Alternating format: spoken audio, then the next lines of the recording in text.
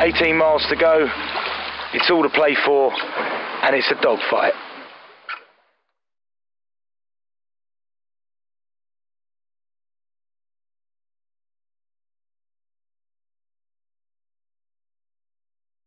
So here we are on Fujifilm, completing the last of our sea trials before the start of the Shetland Isles round Britain and Ireland race. Fujifilm has been well prepared for this race. We spent the last 6 months training, preparing and making sure that we've got as bulletproof a boat as possible. But who knows, it's a long way round the course, 2,000 miles. So the stage is set, everything's in the mix. All we've got to do is go out and take it to them.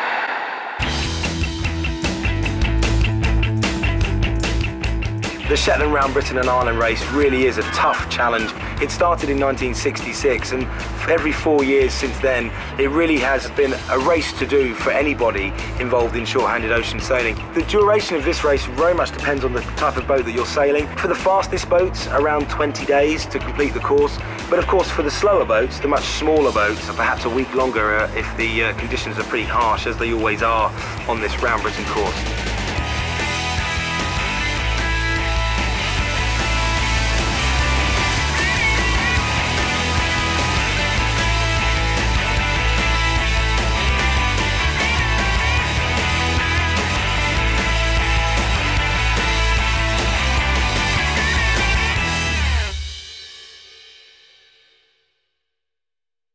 Well, here we are in Kinsale. It's about 4 o'clock in the afternoon, and we're just getting ready to leave the harbour. As you can see, there's torrential rain outside. Forecast is for some upwind sailing into the wind and waves in, at times, near gale force conditions. So it's going to be a tough, rough second leg, I think. We've got about 3 hours to go to our restart. Bring it on.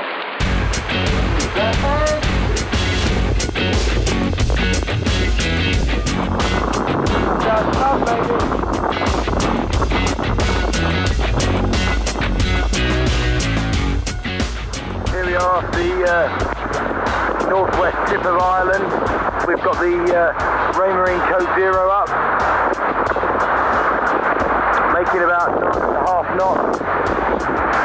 Can't see any other boats as yet, but once this mist lifts, hopefully we will be able to see plenty behind us and not many in front.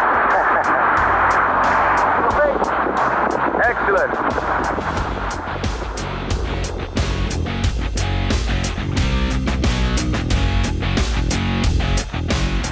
Here we are, we've just overhauled Roaring again, taking out Orca and Split.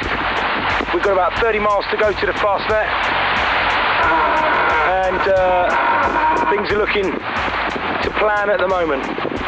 Malcolm's trimming for all he's worth, and we've got our eyes firmly set on the field ahead. We should be into Barra by about midnight tonight. A lot of people spend their whole lives building up to competing in this marathon of an event. It brings in all walks of life, people who sail for a living permanently, and of course people that are doing it just for the sheer challenge of the adventure that's out there. We've got nearly 60 boats for this year, which is almost a record for this race. It's great to have a healthy fleet. I don't think victory in this race is going to come easy this time, but I certainly think it'll be a well-deserved victory, and hopefully it'll be us that crosses the finish line first.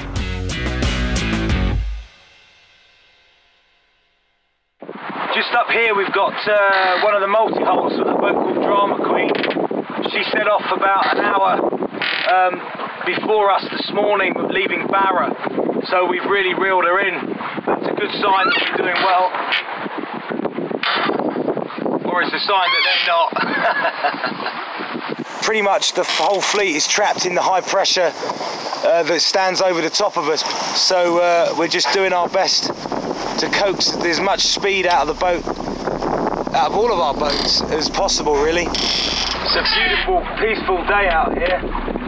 But obviously for a sailboat racer, we need wind. We're in third place, although by the thinnest of margins, and it's all to play for.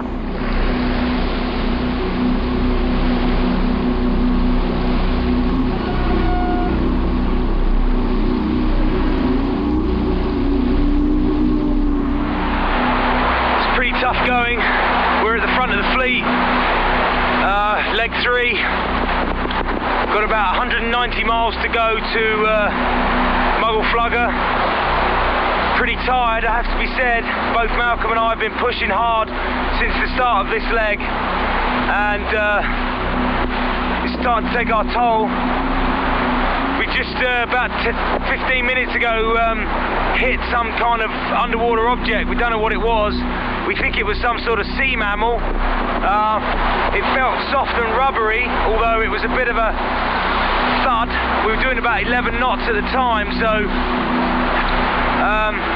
took a bit of a thump, but it felt soft. So probably a fish or, I don't know, some sort of sea mammal. But we both felt it.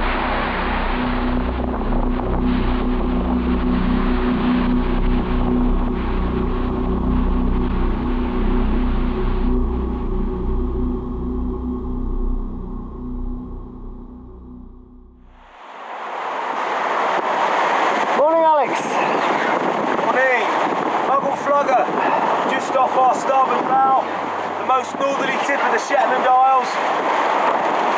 We're in the lead. Sunguard front arena is about 5 miles over behind us on the horizon. Clearly visible is a spinnaker. We've been working full on high octane sailing for the last 24 hours with the big spinnaker up, trying to forge our way to the front. We've achieved it somewhat. And it's now a fight to the finish. Malcolm and I are pretty tired, but resolute to take it to the end.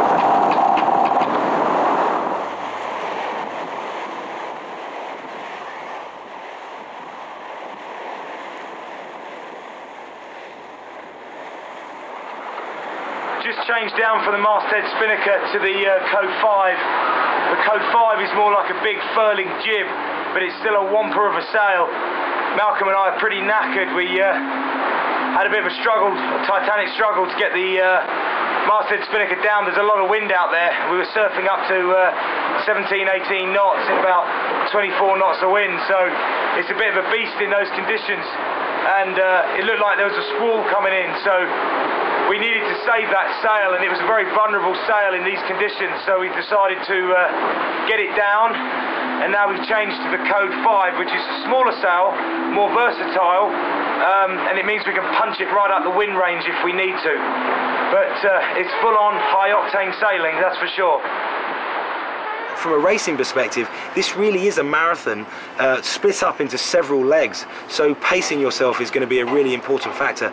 Push too hard too early and you'll burn out halfway round, so it's a very, very important test of endurance and of course navigational skill as well.